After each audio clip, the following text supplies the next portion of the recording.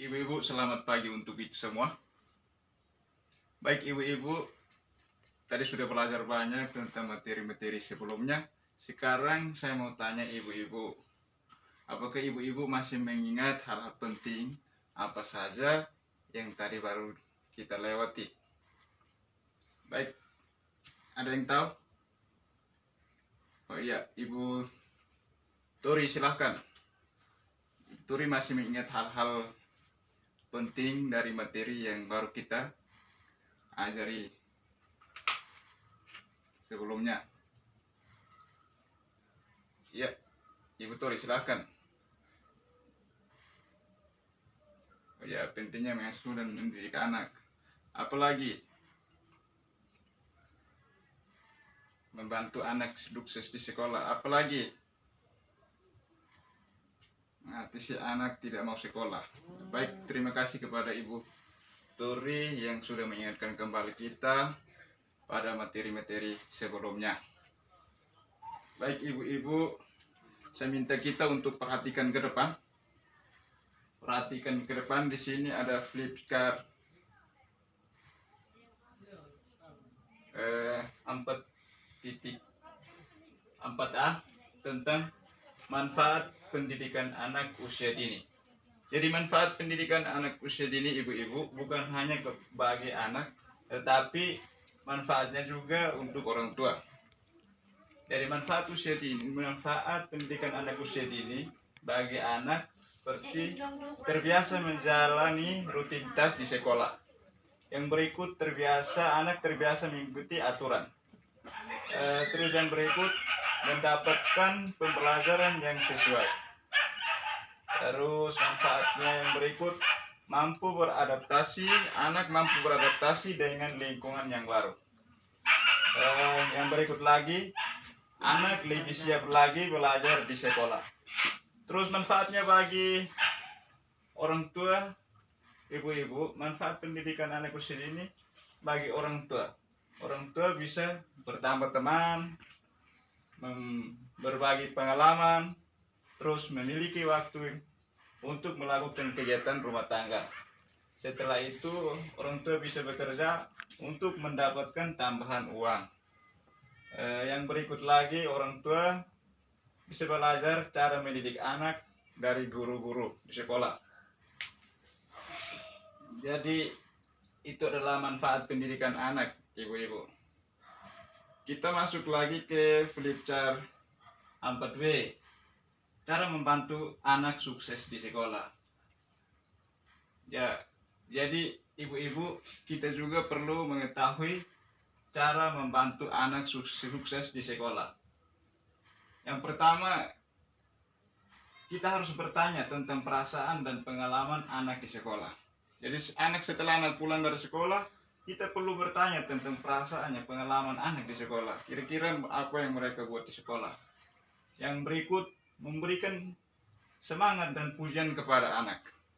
Kita harus tetap memotivasi anak untuk dia harus semangat ke sekolah. Jangan malas-malas. Setelah itu membantu anak menyelesaikan tugas dari sekolah. Ibu-ibu juga harus perlu meluangkan waktu untuk membantu anak menyelesaikan tugas atau PR-nya. Yang berikut, membuat jadwal kegiatan setelah pulang sekolah. Jadi ibu-ibu, setelah anak pulang sekolah, kalau bisa dibuatkan jadwal. Misalnya setelah istirahat, makan siang, bisa membantu orang tua cuci piring atau menyapu di halaman. Terus yang berikut, menjalin hubungan yang baik dengan guru di sekolah. Jadi kita harus pastikan bahwa orang tua dan anak menjalin hubungan yang baik di sekolah. Baik, itu adalah cara membantu anak sukses di sekolah. Yang berikut, ibu-ibu, saya mau informasikan bahwa hari ini merupakan sesi terakhir untuk diskusi mengenai pengasuhan dan pendidikan anak. Jadi hari ini kita sudah diskusi terakhir tentang pengasuhan dan pendidikan anak. Jadi saya harapkan apa yang telah dipelajari dari materi-materi sebelumnya, supaya kalau bisa, yang pertama, kita harus menjadi orang tua yang lebih baik, lebih kompak, penuh kasih sayang, tidak melakukan kekerasan, dan mengetahui cara yang lebih tepat untuk mengurangi perilaku buruk anak, serta memberikan perhatian yang lebih besar. Dan pada perilaku positif anak. Yang berikut, kita sebagai orang tua juga harus memberikan kesempatan kepada anak untuk bermain dan belajar, sehingga anak bisa menempuh pendidikan demi kesuksesan anak-anak kita di masa depan. Baik ibu-ibu, mari kita fokus ke depan, kita perhatikan flip card tentang sukses mengasuh anak dan mendidik anak. Jadi ibu-ibu fokus ke depan, saya akan menjelaskan sukses mengasuh dan mendidik anak. Jadi ibu-ibu juga perlu tahu bagaimana mengasuh dan mendidik anak. Yang pertama, orang tua atau ibu-ibu harus berusaha menjadi orang tua yang lebih baik. Jadi ibu-ibu, kita harus berusaha menjadi orang tua yang lebih baik. Yang berikut, memberikan perhatian yang lebih banyak terhadap perilaku baik anak. Selalu kita, bila perlu, kita selalu harus memuji anak ketika anak juara atau seperti apa. Yang berikut, tidak menggunakan kekerasan dalam mengatasi perilaku buruk anak. Jadi saya mohon kepada mama, jangan selalu menggunakan rotan untuk memukul anak. Kalau bisa ditegur secara baik.